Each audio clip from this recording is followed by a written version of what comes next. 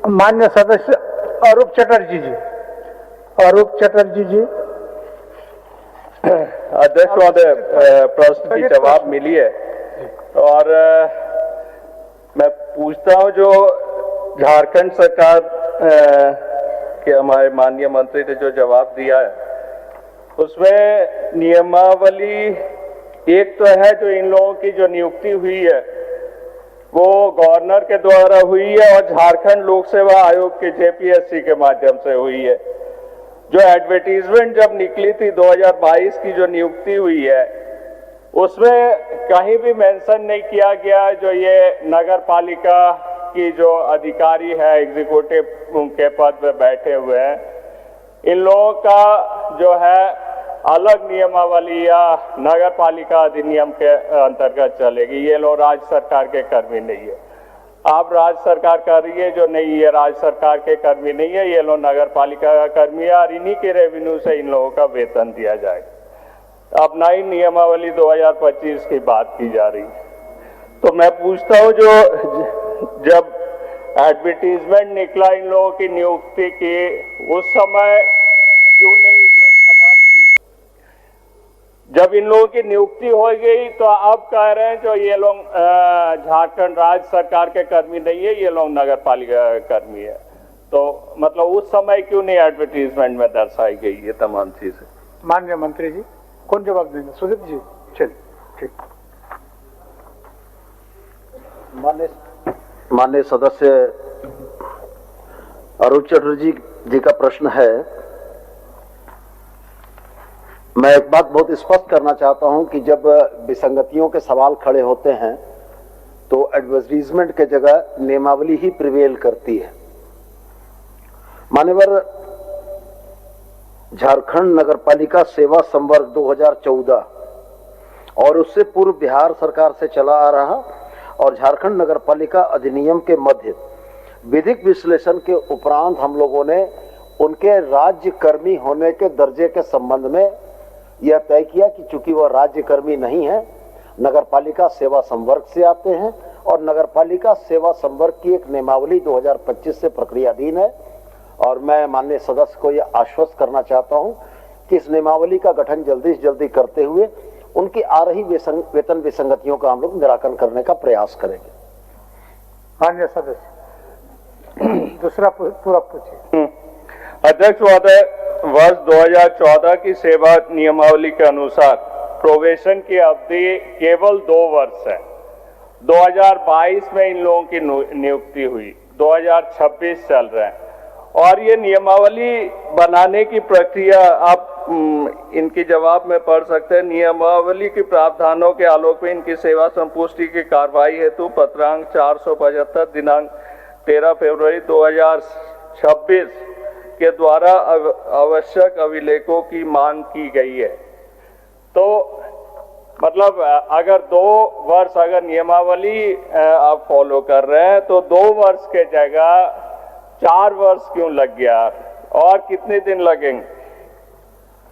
माननीय मंत्री जी, probation period का आपका नियमावली में 2 वर्ष का है, लेकिन 2022 से माननीय सदस्य 22 से 26 तक मान्यवर संबंधित प्रतिभागियों द्वारा उनके प्रमाण पत्रों को भी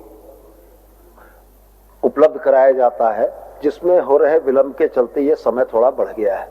लेकिन मैं माननीय सदस्य की इस बात से बिल्कुल सहमत हूं कि इतना लंबा समय नहीं लगना चाहिए और इन तमाम शिथिलताओं को या विसंगतियों को दूर करने के लिए हम लोगों ने अलग कैडर, अलग संवर्ग बनाने का ही प्रावधान किया है। और मैं यह मानता हूं कि यह नियमावली गठन हो जाने के उपरांत उनके वेतन में आ रही विसंगतियों को दूर किया जा सकता है। हाँ, यह बात सही है कि 2022 से लेकर 2026 तक 4 वर्ष का समय ज्यादा हो गया, लेकिन कुछ चीजें प्रक्रियागत हैं जिनमें थोड़ा समय लगता है। मैं आपके माध्यम से माननीय सदस्य को यह आश्वस्त करना चाहूंगा कि ये समय कम करते हुए, इस विसंगति को दूर करते हुए इसको नियमित करने का प्रयास सरकार करेगी। चलिए अरूप बाबू। अध्यक्ष महोदय, देखिए, प्रश्न आने के बाद विधानसभा में प्रश्न आने के बाद नियमावली की प्रक्रिया आरंभ हुई और इसमें जो प्रश्न माननीय मंत्री ने कहा जो चीजें जो है मंगाई जा रही है, इसमें जो सरकार के द्वारा चिट्ठी भेजी गई है डिपार्टमेंट के द्वारा, इसमें मांगी गई है विभागीय परीक्षा उत्तीर्णता प्रमाण पत्र, हिंदी टिप्पण एवं प्रारूपण परीक्षा उत्तीर्णता प्रमाण पत्र। जबकि डिपार्टमेंटल एग्जाम हुआ ही नहीं है तो लोग क्या प्रमाण पत्र देंगे? तो आप जो चिट्ठी भेज रहे लोगों को उसकी भी तो ये जस्ट एक मतलब दिखावा है, छलावा है जो भाई हम लोग कर रहे, प्रक्रिया कर रहे, लेकिन अभी तक ये जो चिट्ठी भेजी गई है वो भी गलत चिट्ठी भेजी गई। जब डिपार्टमेंटल एग्जाम आप लिए नहीं तो फिर आप क्यों उनके प्रमाण पत्र मांग रहे हैं? माननीय मंत्री जी, विभाग ने किन कारणों से किया है इसको भी समझने की आवश्यकता है। यदि हर्ताओं में ये विषय समाहित हैं तो वैसी स्थिति में भले विभाग ने नहीं लिए। विभाग तो ग्रेजुएट भी नहीं बनाता है मान्यवर, विभाग तो एमए की डिग्री भी नहीं देता है, लेकिन जहां से आपने ग्रेजुएशन किया है, जहां से आपने एमए किया है, वहां की डिग्री तो विभाग मानेगा। नहीं माननीय मंत्री जी, एक सेकंड, उसमें उनका जो मूल प्रमाण पत्र है उनका डिमांड नहीं है। नियुक्ति होने के बाद उनको कई परीक्षा में उत्तीर्ण होना पड़ता है, जैसे स्थानीय भाषा में पास करना पड़ता है, उनका डिपार्टमेंटल एग्जाम होता है। तो डिपार्टमेंटल एग्जाम अरेंज हुआ ही नहीं है तो कहां से प्रमाण पत्र देंगे? वो मूल प्रमाण पत्र तो ठीक है, आपका सही उत्तर है, लेकिन उनके नौकरी में जाने के बाद जैसे ड्राइंग डिस्बर्सिंग का होता है, अकाउंटेंसी का होता है, तरह तरह का परीक्षा लोगों के द्वारा होता है, उसका अरेंज ही नहीं होता है तो उसको शिथिल करना पड़ेगा। चलिए, इस विकसन की तरफ से ध्यान आकृष्ट किया गया, हम लोग देख लेते हैं।